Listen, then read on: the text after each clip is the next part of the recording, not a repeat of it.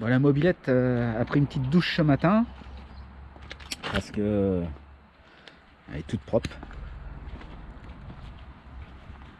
Parce qu'aujourd'hui c'est le grand jour.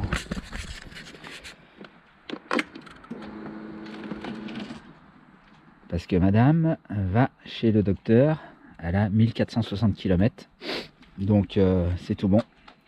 Donc après le rodage, à moi les wheelings au feu rouge, les stoppies et autres burns et zones rouges à volonté. Donc voilà, j'ai hâte.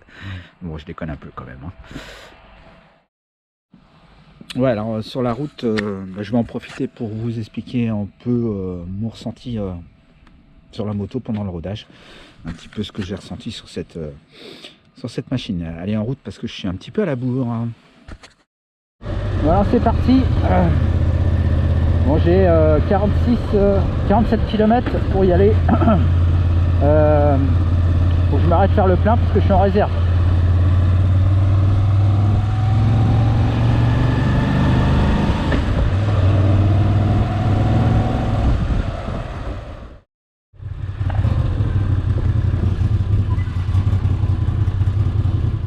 Bon, alors je lui donne à boire du 98, c'est ce qu'on m'a conseillé. Ça dit en passant, la plupart de mes motos, j'ai toujours fait du 95.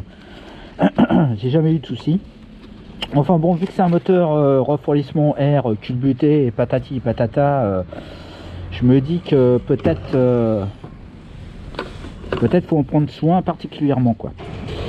Alors voilà, donc la première fois où j'ai fait le plein, je me suis fait avoir. Parce que j'ai pas fait gaffe, j'étais à fond de pistolet et puis quand le réservoir s'est rempli, tout d'un coup tout a giclé par dessus, quoi. Donc en fait maintenant ça doit être mon 3 ou 4e plein. Là j'ai mis 11 litres, ok. Quand je vais m'approcher de la fin, je vais commencer à ralentir le débit.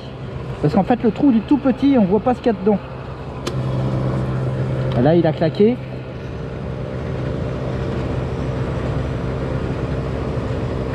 Voilà, il faut vraiment faire gaffe, quoi.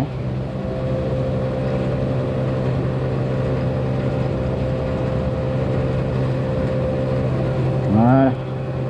Ah bah non. Il y en a encore à mettre, hein. Alors on va me dire ouais, dès que ça déclenche faut que tu arrêtes, mais moi je mets toujours le maxi, hein, et puis j'ai jamais de débordement, hein. Allez. C'est bon ma belle. Ouais, toujours faire gaffe à la sortie d'une station, hein, parce que on roule, quand on fait le plein, il y a toujours du gasoil par terre à traîner, les pneus s'en imbibent et bref, une catastrophe est vite arrivée, j'ai déjà vu ça, hein.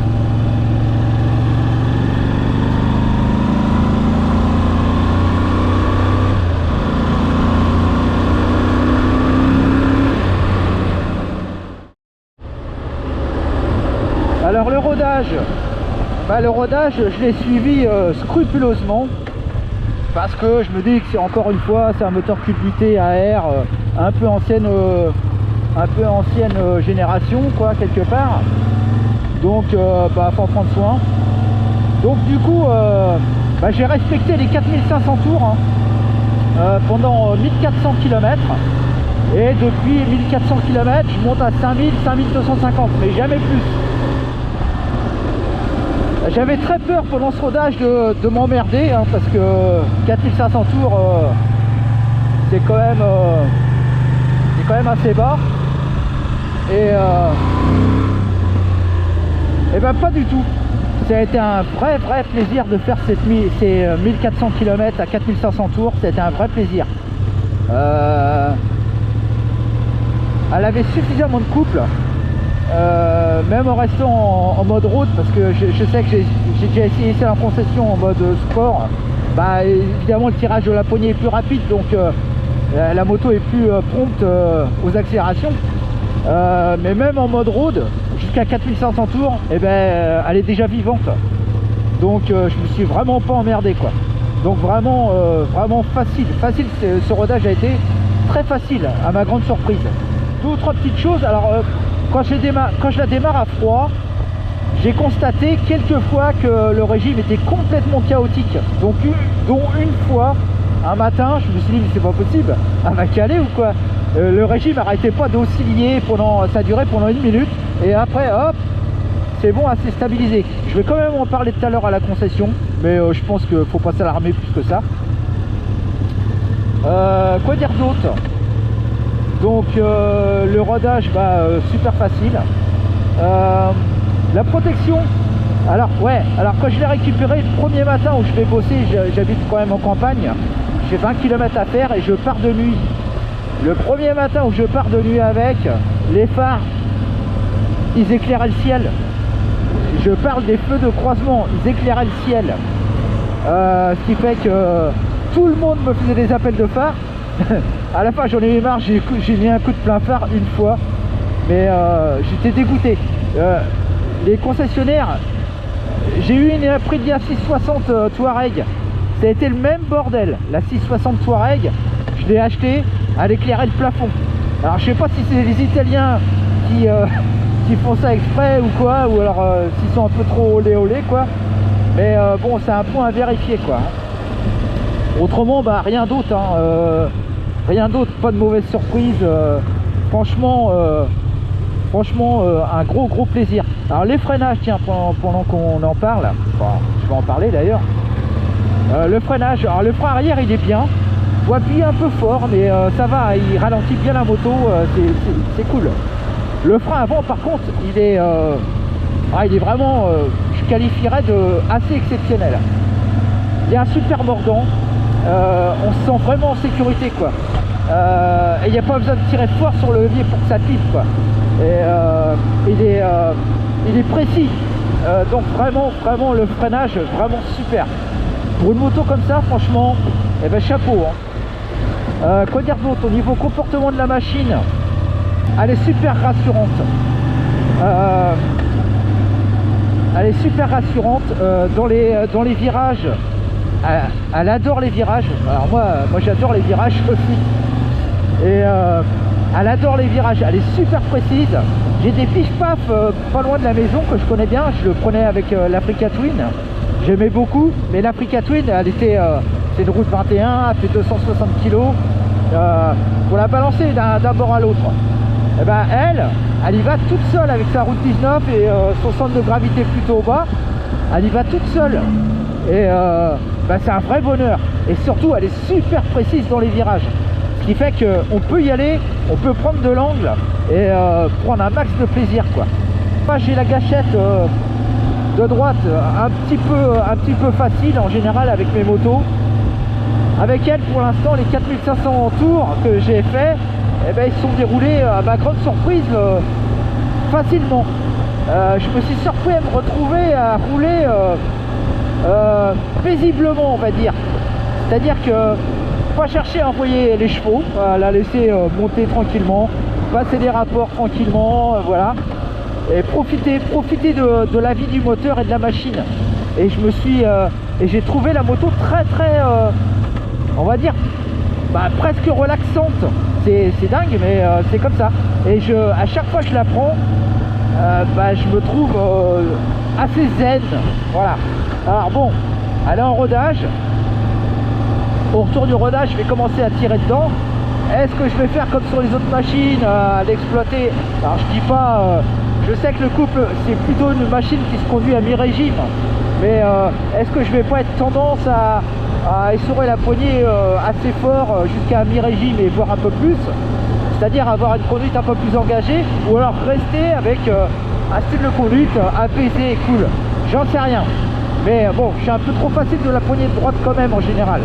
On verra. Mais pour l'instant, c'est vraiment que du bonheur.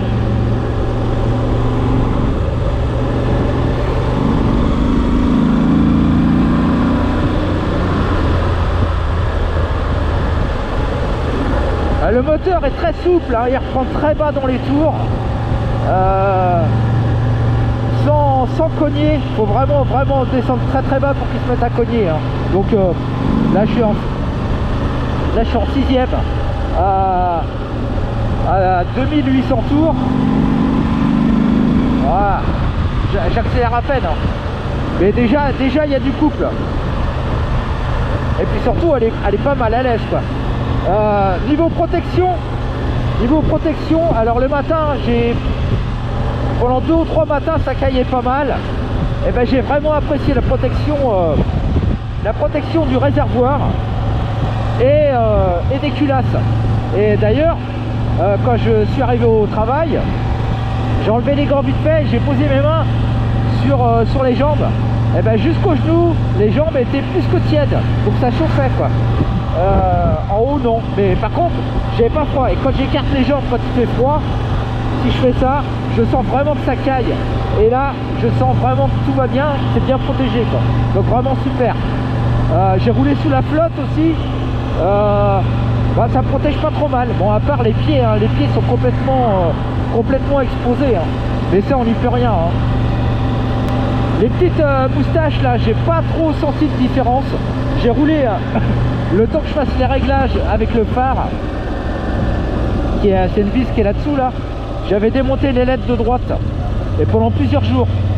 Donc j'ai roulé, j'ai fait des comparaisons entre celle-ci qui était toujours installée et celle-ci retirée. Et ben, le flux d'air, je voyais pas de différence.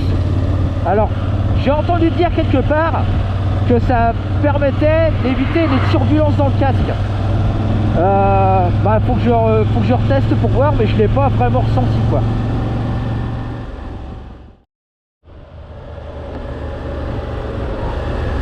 Alors le régulateur fonctionne très bien.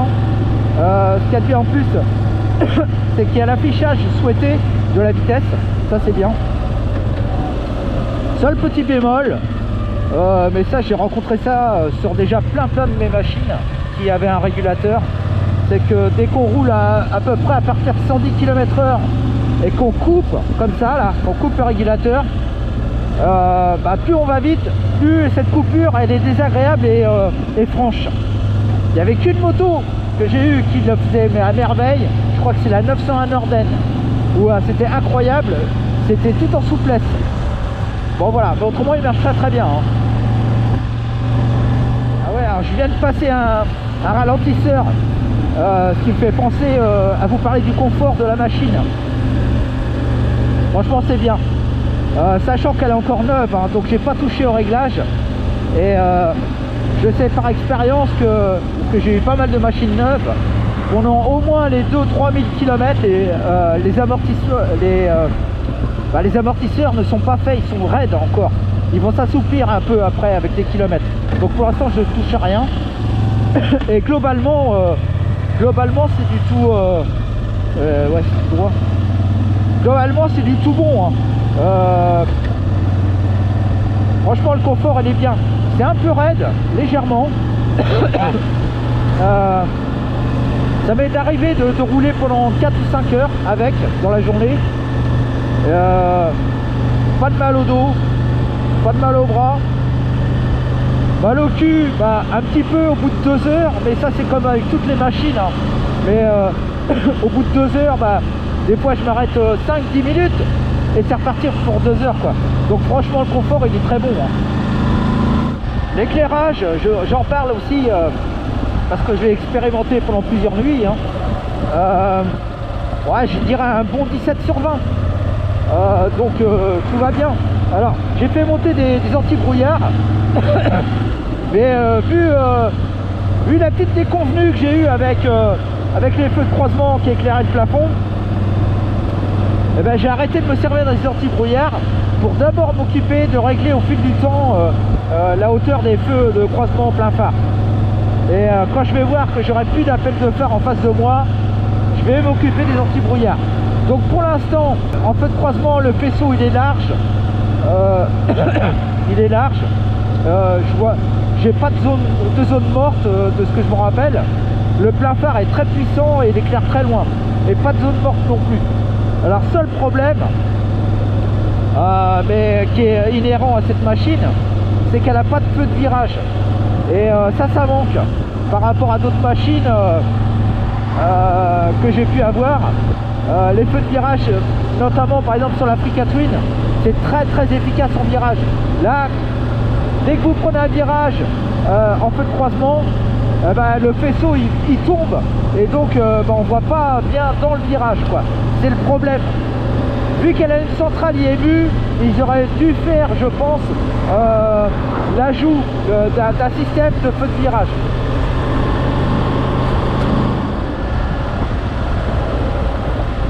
Pardonnez-moi si vous m'entendez régulièrement tousser, je sors d'un Covid et j'ai encore des trucs qui traînent. Donc pas cool, donc c'est pas volontaire, je sais que c'est pas très agréable. Mais voilà. Ah, elles sont bon l'essence devant. Hein.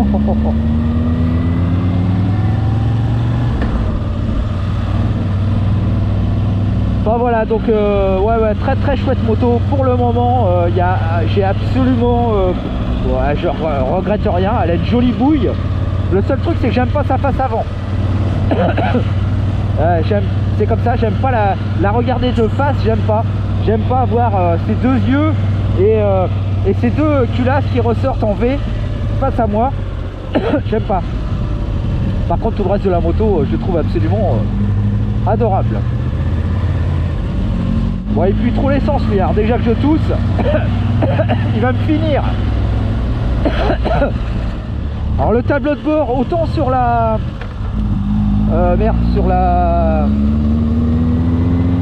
la 1000 Stelvio, voilà, sur la 1000 Stelvio que j'ai essayé, je trouvais le tableau de bord un peu perdu sur cette moto, limite trop petit quoi.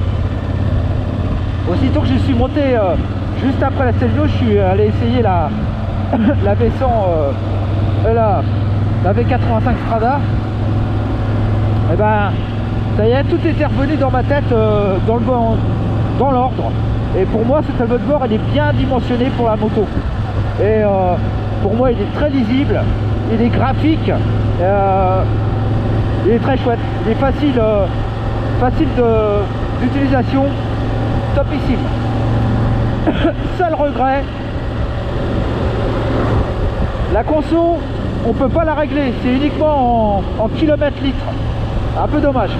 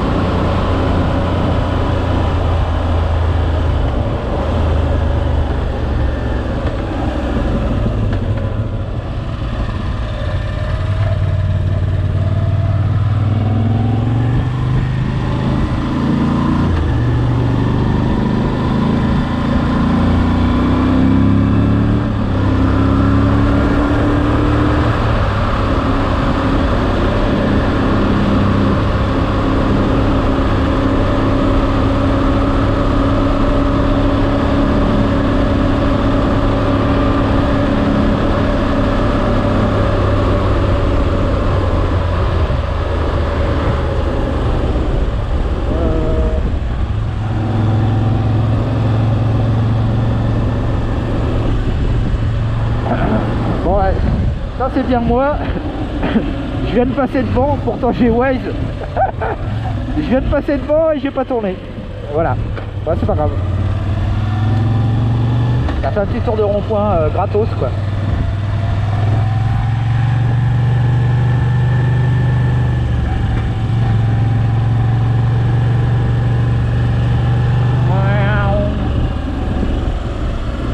Voilà, bon on arrive chez le docteur. Ah, j'espère qu'ils vont prendre soin de toi. Hein.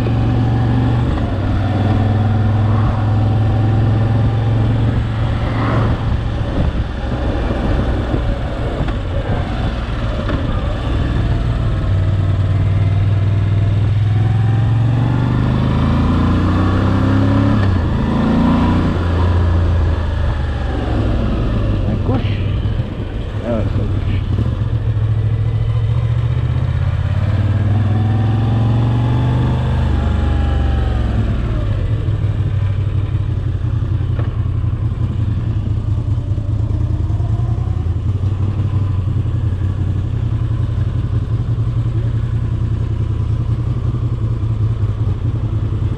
Ah bah c'était le bio.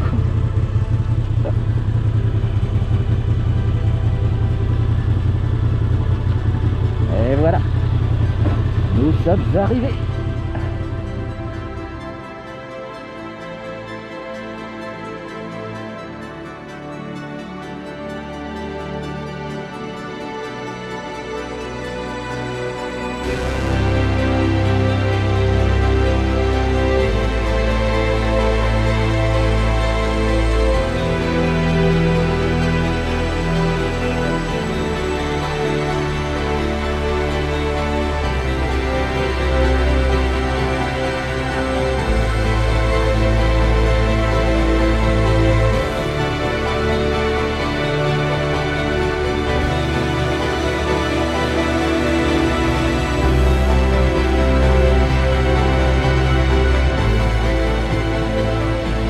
Bon bah voilà, sortie de révision.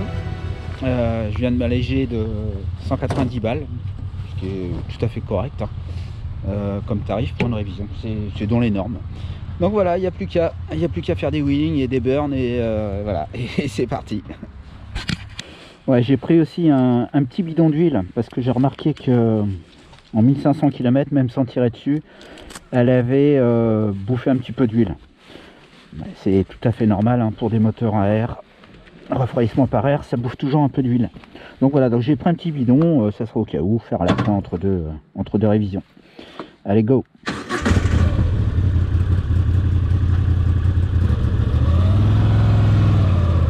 Ah, ils ont retouché à l'embrayage.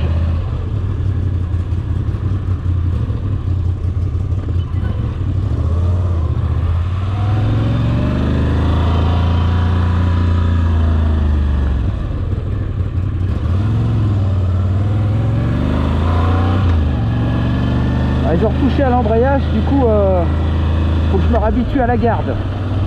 C'est pas grave.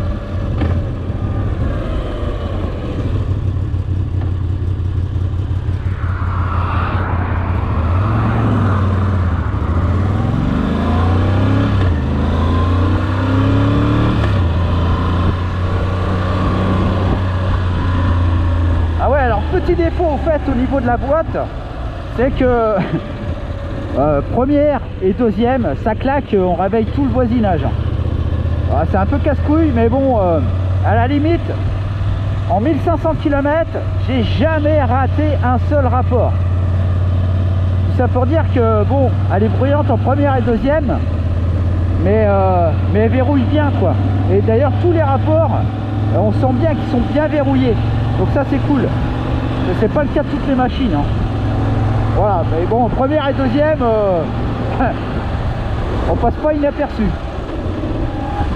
Après ça va, après on l'entend pas.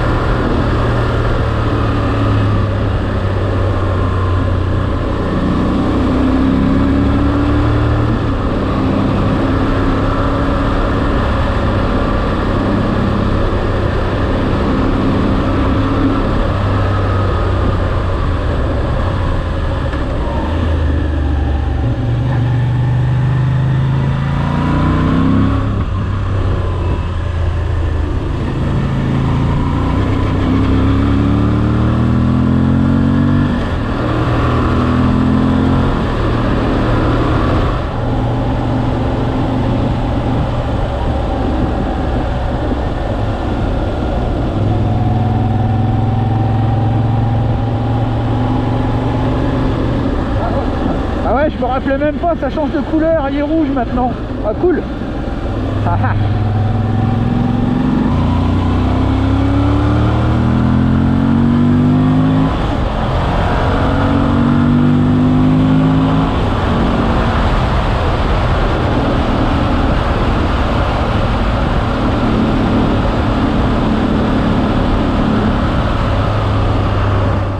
Là j'ai fait exprès de taper un peu dans le moteur, mais ouais, c'est vraiment un mi-régime qui est plus plaisant.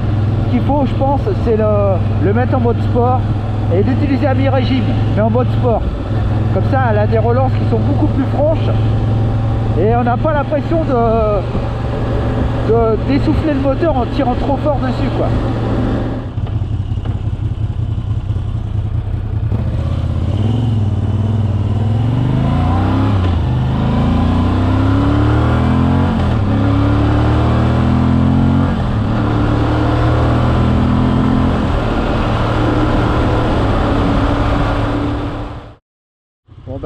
Je viens de prendre un oiseau dans le casque, il a tapé là, j'ai continué à rouler et tout à coup j'ai vu il était coincé ici. Voilà, la pauvre bête elle est morte, hein. Bah putain, ça a tapé violemment, hein.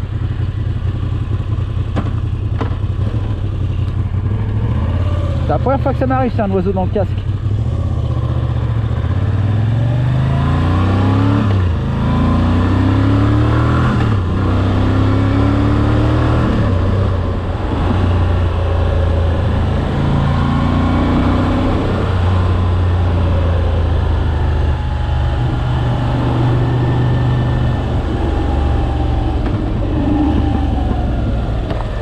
Ouais, j'ai pas parlé des pneus. Les pneus, c'est des Michelin Anakin White, je crois. Je suis pas sûr. C'est une des rares fois où je me retrouve avec des Michelin en monte. Mais sans déconner, mais c'est une honte de la part d'un constructeur comme Michelin de faire des pneus pareils. Alors ils ont du grip, hein, ça va, ils tiennent la route. Mais alors le bruit, mais j'ai jamais vu ça, quoi. À partir de 100-105 km/h, mais c'est une turbine qu'on a dans la tête. C'est incroyable le son, incroyable. C'est lamentable, lamentable.